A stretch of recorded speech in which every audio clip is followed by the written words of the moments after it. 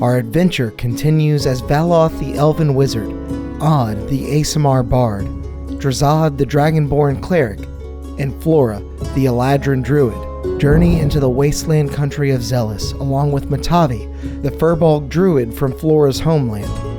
Having just arrived in the city of Charos, the party searches for leads on the whereabouts of Isolde Shadowsong, a scholar that traveled through the area several years ago, wielding a mysterious artifact and secrets related to the ancient magical symbols known as Umbric. Here, the adventurers are directed towards the large insect mound at the center of Charos, where the local Harvesters Guild procures much of the city's vital resources. They then learn that someone else was asking about Isolde less than a week prior, an enigmatic woman known only as Eve. The party feigns a connection with her and is granted a meeting with the guildmaster, Malakva, who ultimately permits them to follow Eve into the insect tunnels deep beneath Charos, where Isolde Shadowsong is said to have traveled before her disappearance. By the dim light of bioluminescent insects, the travelers journey to the deepest harvesting outpost, only to find it in absolute ruin, seemingly at the hands of an Umberhulk. Though they dispatch the enemy by avoiding the monstrosity's mesmerizing gaze, none of the locals in the outpost are found alive. After a quick rest and a battle with another deadly denizen of the deep, the adventurers discover trails of blood left by creatures called Grick that are known to drag their prey into their lair before devouring them. Carefully, they delve beyond the relative safety of the harvesting outposts to search for survivors and clues of their quarry. Instead, they stumble upon an ancient courtyard, buried by some cataclysmic event long ago. Here they find a number of Umbric symbols as well as a worn statue of an elf from a bygone era. Beneath it, an inscription reads, Dakaran of the Mist, Friend of the Giants. Valoth's linguistic background bears fruit as he comes to understand the nature of Umbric through these clues. The symbols appear to somehow be a unique marriage between the Elvish language and the old runes of giants. However, knowing that time runs short, the party continues on their search through the winding caverns until they finally come upon the Grick Hive, nestled within a dead giant's skeletal ribcage. The remnants of several lifeless Gricks lie scattered across the floor among a smattering of rusted armor, shattered weapons, and adventuring gear. A trap set by Eve. Just then, a figure draped in a black cloak steps into the chamber as she lowers her hood, revealing an older, white-haired woman adorned in shining armor. A beautiful blade with a large red jewel in the hilt rests in her right hand, and in the other, she wields Isolde's artifact, a black staff etched with Umbric markings that now glow with dark power. But just as Eve showcases the might of this artifact by raising several undead to fight alongside her, an invisible Valoth deftly swipes the staff from her grasp and slips away as the tides of battle begin to turn. Eve is ultimately no match for the party, as she focuses the remainder of her might upon Odd's shield, an heirloom from his mother. As her blade strikes against it, Odd recognizes Eve's sword as one his mother was buried with long ago, and a loud voice echoes through the chamber. Odd's mother pleads for the fighting to stop. Eve's bloodlust unsatisfied, she continues her rampage and her body begins to slow. Her defeat appearing imminent, she is suddenly pulled against her will into a deep shadow by an undead hand before she can be felled, and the party is left alone with their prize, the Umbric artifact Isolde once carried. Odd takes time in this new silence to drift into memories of his mother, a former sun-touched soldier of Imsford turned hero of Turasil after leaving her station behind. Her full story is still a mystery to him, but the party is at last able to divine Isolde's end by the gnashing maws of the Grick Hive. Her tattered and blood-stained journal not only confirms the connection between Umbric, the elves, and the giants, but also implies the chance at more clues hidden within the archives of the Zelite capital city, Alkazir. The weary travelers thusly set their sights on the surface and rest within the hollowed halls of an ancient giant forge just beyond the Grixden. Here, Drazad makes spiritual contact with a giant long deceased that speaks of Drazad's patron Pyraxis as an old friend before bestowing a blessing of their own upon the dragonborn forge cleric. It would appear that Zealous was once a land of the giants brought to ruin by some great calamity of the past. With a renewed thirst for the truth, the adventurers return to the surface in Charos and prepare their flying ship, the Copper Griffin, for travel north to Alcazir. However, a threat lies in wait for them in the wastelands outside of the city. A bounty hunter catches the party off guard before they can take to the skies and steals the life of their target, Matavi. The adventurers rush to the old druid's aid, but find themselves too late, and Flora's fondest family friend passes on. Racked with grief, Flora preserves his body, and in a tearful slumber, she dreams of the Furbolg, recalling their first meeting when she was much younger. Though their journey continues to Alcazir, Flora vows to return Matavi's body to the soil of Zashitan and to free their home from the tyranny of her uncle Thralland. After a few days of airborne travel, the party arrives at the imposing dark iron city of Alcazir, nestled within the ash-laden mountains of the Valkar Valley, where they come under sudden attack by a number of tiefling mages, all aiming to defend their capital city from the perceived threat of the flying machine. Ultimately, conflict is avoided, as Odd uses his silver tongue to smooth over their arrival and gain them access to the archives of historical knowledge they came in search of. The travelers are guided through the streets of Alcazir until a colossal central castle comes into view, suspended above a pulsating amber glow. 4 sturdy metal bridges extend from the city, connecting the ebon citadel to the rugged landscape surrounding it, as the adventurers are ushered inside. Within the grand library, the party is left to satiate their curiosity under the watchful eye of fellow tiefling scholars and stoic guards. Though the party holds some suspicion regarding the relative ease of their access to this area, they make the most of it by uncovering numerous previously unknown details. The land of Zealous has long been unlivable without the aid of magic, and, even with it, most residents succumb to a disease known as Cinder before the age of 40 and become ash themselves. Further, it would seem as though this disease, the calamity that choked the land and killed the giants, and the powerful magic fueled by the umber crests of tiefling families, is all connected somehow. But this serves only to spawn more questions in their minds, leading the adventurers to sneak past the tiefling guards into a gated section of the archive for more answers. Here they discover an ancient tome titled The Wrath of Zealous, detailing the history of the warden families of this forsaken country that bear the 12 most powerful umber crests from which all other minor crests are derived. The Dark Tome also reveals a hidden truth of the land, as it is said to have long been gathering power via the life force of its residents, a sort of magical tax that must be incurred in order for life to exist within Zealous's borders. Some of the first tieflings exiled to these lands found at its center a relic of dark power that afforded the wielder access to that magical wellspring that Alcazir has now been built atop of. At the time, they called it Wrath. To avoid infighting, the first wardens agreed to divide power among themselves by each carving one of the 12 symbols embellished upon the ancient staff relic into themselves to dictate their portfolio. Only the eldest and wisest among these 12 would be allowed to wield the staff and given the ability to use Wrath in totality.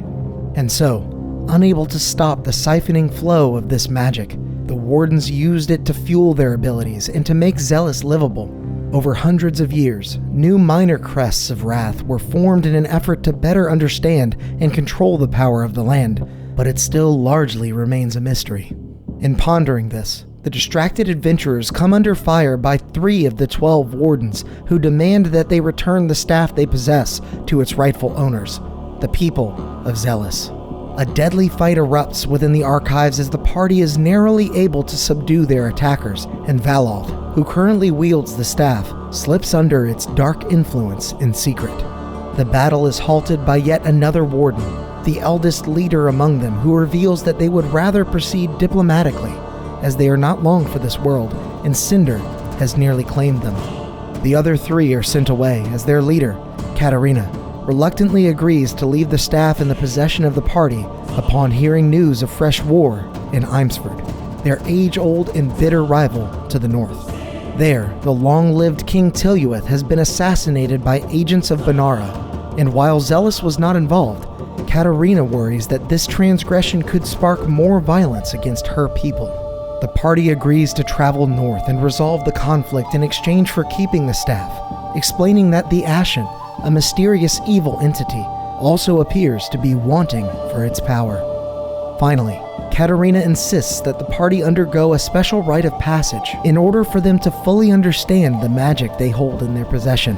After following the warden down below the citadel, their task is revealed. They must wallow in the wrath. And accepting their trial, the four of them venture into the concentrated pool of arcane energy as they each encounter visions that represent various hardships undertaken by the people of Zealous. War, famine, infighting, and the pursuit of power are all daily parts of living here, and all of this suffering is captured within the wrath. It is simultaneously a shame to use this power and a shame to let it waste. Fully enlightened by their separate experiences, the party returns from this sacred rite to find Katerina murdered, seemingly at the hands of a fellow warden. Working quickly to divine the meaning of this killing, the party uncovers a terrible struggle for power within the ranks of the other wardens who do not share Katerina's disposition. They are forced to make a run for their airship near the edge of town, fighting off droves of powerful tiefling mages on the way. Through a whirlwind of spells, the party is able to board their ship and flee, but the Copper Griffin is heavily damaged and crashes to the ground about a day's travel from the northern edge of Zealous. Left with little choice, they gather themselves and travel to the border town of New Salvation in search of the special materials they need to repair the ship. Here, the party witnesses tieflings leaving the city in droves amidst a lavish wake being held in the city center in honor of the beloved King Tiluith. They procure fresh timber and a couple of interesting pets, but struggle to find any leads on the mithril they need for the ship's inner workings. While Valoth investigates a lead regarding the court wizard that now rules in Tiluith's stead, Odd asks around about his mother's past as an elite member of Imsford's sun-touched military, only to find that she is viewed as a defamed deserter by all that knew her. At last, Drazad discovers a local blacksmith of great renown that's able to teach him how to forge sunsteel. The craft utilizes divine energy to create a metal stronger than most and able to serve as a temporary replacement for the mithril parts. Once repairs are made, the travelers continue their trek towards the capital of Imsford and the city where the king met his demise, Inised. In order to rest the fresh improvements made to the ship, the party stops for one last evening in the small farming settlement of Dulwich, where they encounter two suspicious soldiers in the local tavern. As Odd investigates them with a spell for detecting their thoughts, he comes to understand that the two individuals aren't soldiers of Imsford at all. But before he can ascertain the reason for their masquerade, they leap at the chance to take Valoth's life on sight. They nearly succeed in their effort, revealing themselves in the process to be the very same Benaran assassins that murdered the king. But the party ultimately fends them off and is able to capture one of them alive. In the wake of this chaos, a feminine reflection of Valoth teleports into the room, staring deeply into his eyes. Everyone prepares for another fight until the stranger reveals herself to be a friend, introducing herself as Kishtari. The conversation moves to a private room, wherein Kish reveals that she was tracking the two assassins ever since she witnessed them slay Tiluith just a week prior. Originally, she was tasked by her Lord Coranton, an ancient amethyst dragon, to investigate an intrusion from another reality when her travels and her astral guppy familiar, Tipo, led her directly to the king and his court wizard, Elwind. Now her travels have led her to Valoth, who was once her younger peer within Coranton's ranks. The two share some details in their elven language, and Kish manages to spy some signs of the wizard's masked arcane illness. However, without pressing the matter, the group ultimately decides to question their hostage, Liam, the Benaran assassin and servant of the Loom. Liam explains that the king was marked for death by the black thread that designated his fate, and that Valoth now displayed the same mark. But, to everyone's surprise, the Weaver also reveals that he failed in his attempted assassination. The king yet lives. Armed with this new information and new allies, the party sets out the following day, with both Kish and Liam, arriving just outside of Inised not long after.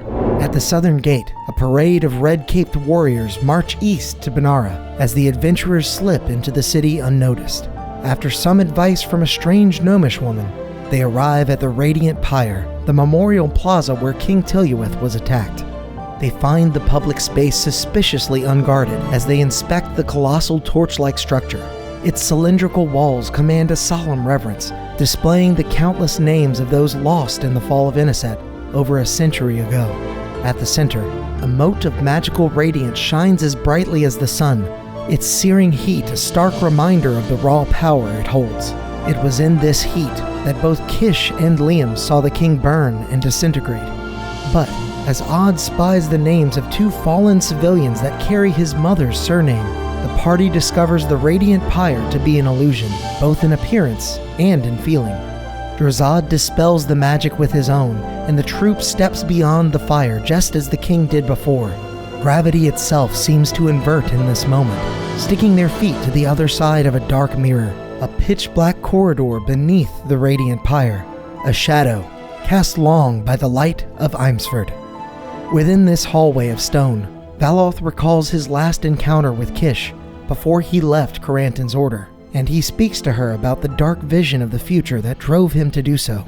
Snapping to his senses, he and the rest of the party investigate what appears to be the ruins of an ancient elven culture, the People of the Mist. Together, they uncover a series of notes left by a mysterious researcher from the Second Era that rediscovered these ruins some time ago. Their findings drive them deeper into the bone-laden catacombs until a secret passage is unearthed within a sealed casket, leading to an endless mist-soaked graveyard beyond.